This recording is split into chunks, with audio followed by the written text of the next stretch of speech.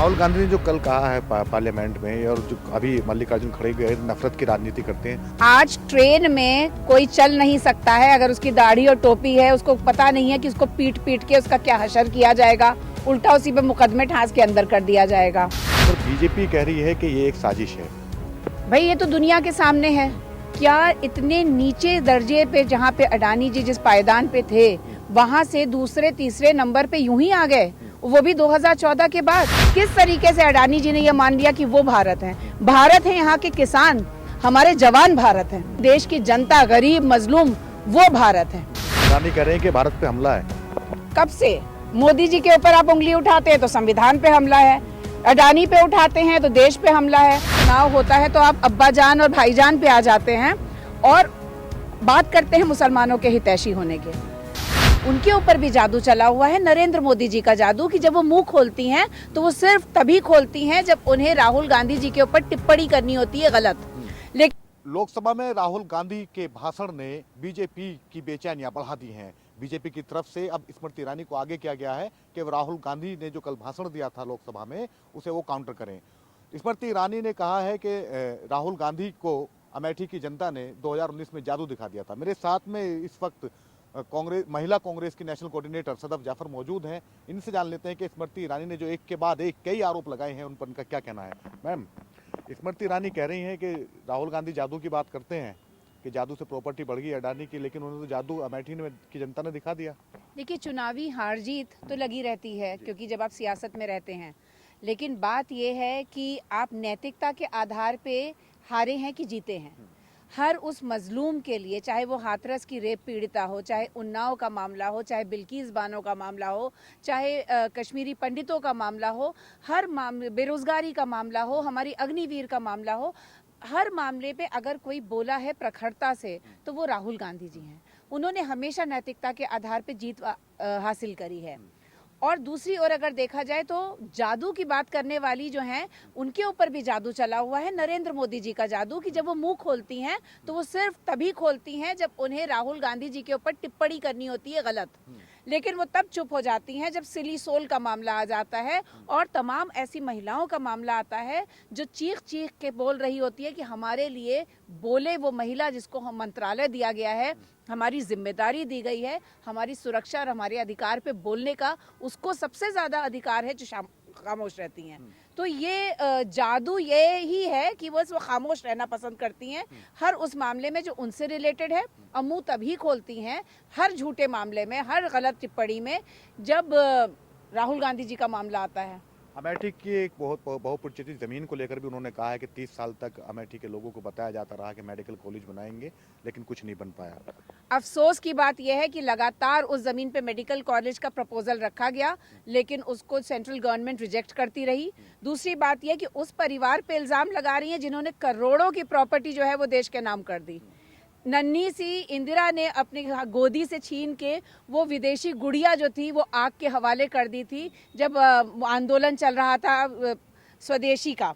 तो जब ये बात करते हैं हमारे यहाँ त्याग की, जिन्होंने अपनी जिंदगियां कुर्बान कर दी।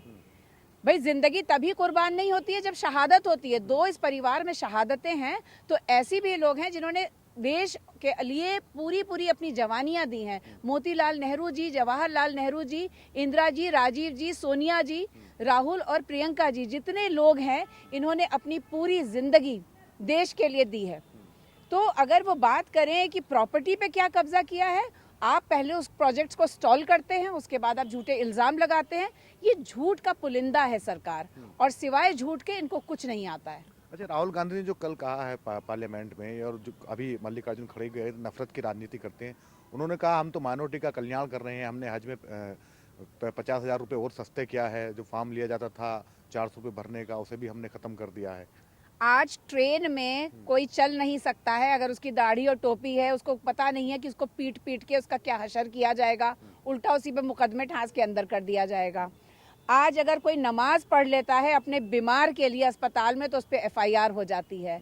उसकी गाड़ी में क्या है, उसके फ्रिज में क्या है, उसकी प्लेट में क्या है, वो क्या कर रहा है, किसी चीज़ को लेकर वो आज़ाद नहीं महसूस कर रहा है। हर तरह से उसकी नागरिकता से लेकर हर चीज़ के ऊपर सवाल उठाए जा रहे हैं। उनके घरों पे बुलडोज़र चलाए जा रहे हैं। आप उनको अवैध नाम करार करके आप उनके जो है असम में जिस तरीके का जुल्म हुआ है, ये मुसलमानों के हितैषी हैं या जहाँ ये किसी के हितैषी नहीं है।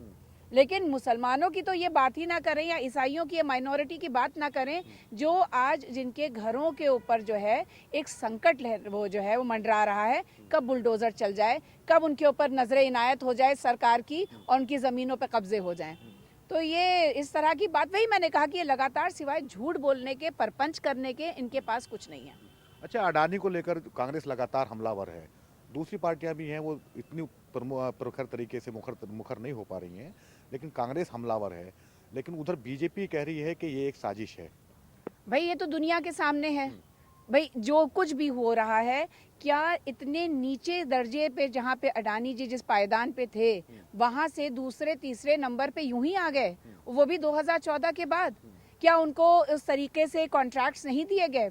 क्या वो राहुल जी ने तो 3-4 सवाल किए ही हैं कि क्या वो अगर जाते थे मोदी जी के साथ तो क्या वो नहीं जाते थे? जाते थे तो क्या बात होती थी?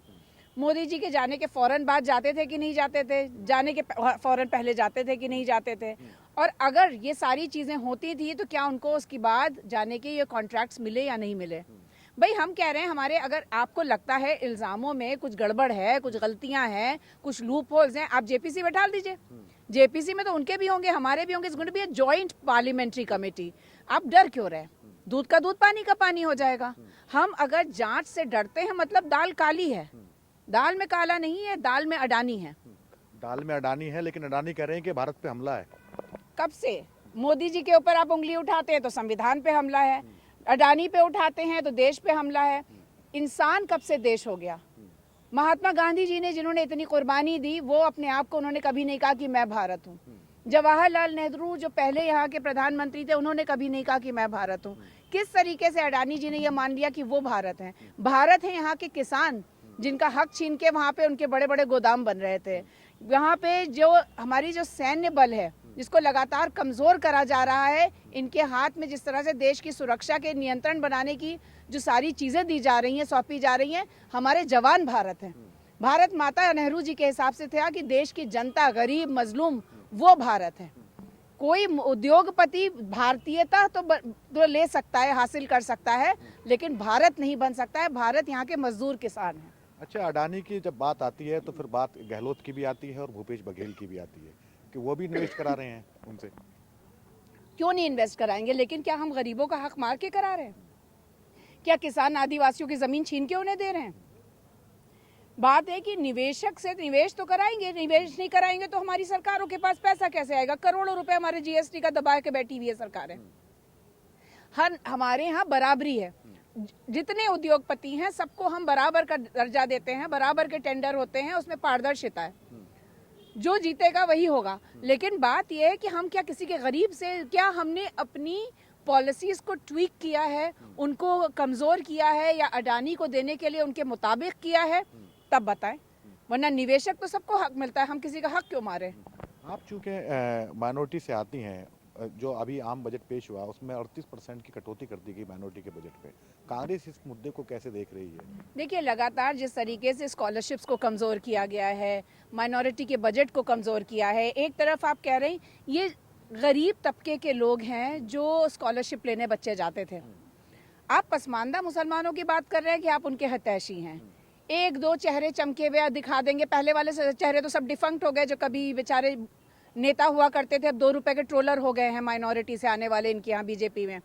लेकिन आप उनको रिप्रेजेंटेशन नहीं दे रहे हैं राज्यसभा लोकसभा में, आप उनको टिकट नहीं दे रहे हैं। चुनाव होता है तो आप अब्बा जान और भाईजान पे आ जाते हैं और बात करते हैं मुसलमानों के हितैषी होने के। हम करनी में और जो उनकी कथनी है उसमें जो इतना बड़ा अंतर है, अगर आप उसको देखें तो साबित हो जाता है कि ये कितने माइनॉरिटी के पक्ष में है। एक तरफ गिरजाघर तोड़े जा रहे हैं, दूसरी तरफ आप बात करते हैं हम माइनॉरिटी के हितैषी हैं। तो जिस तरीके से ये महिलाओं के हितैषी हैं कि बलात्कार होता है और रात के अंधेरे में परिवार को नज़रबंद करके केरोसिन डाल के जला दी जाती है लड़की, ठीक उसी तरीके से ये माइनॉरिटी के भी हितैषी हैं। ये अभी दिल्ली में जंतर मंतर पर मुसलमानों के खिलाफ और ईसाइयों के खिलाफ नारेबाजी हुई है, भड़काऊ बयान दिए गए हैं एक बार फिर से, और हिंदू राष्ट्र बनाने की शपथ ली गई है। कैसे देख रही है कांग्रेस इसे? देखिए, कांग्रेस संविधान को जानती है, कांग्रेस के राज में कभी इस तरह की हरकत नहीं हुई थी। अगर हुई होती तो इमिडिएटली उसके ऊपर जो है वो संज्ञान लिया जाता था। क्या कोई गिरफ्तारी हुई है? वो नहीं होगी। वो इसलिए नहीं होगी क्योंकि छूट पीछे से ये कठपुतलियां जो आगे इस तरीके के जहरीले भाषण दे रहे हैं, इनके पीछे कठपुतलियों के धागे तो किसी एक के हाथ में है। वो अपने आप को दूर रखते हैं, लेकिन उनके जो फ्रिंज एलिमेंट है, ये उनके फ्रिंज एलिमेंट है जिनको वो पूरी तरह से संरक्षण दिया गया है, हिम्मतें दी गई हैं कि वो बात कर सके।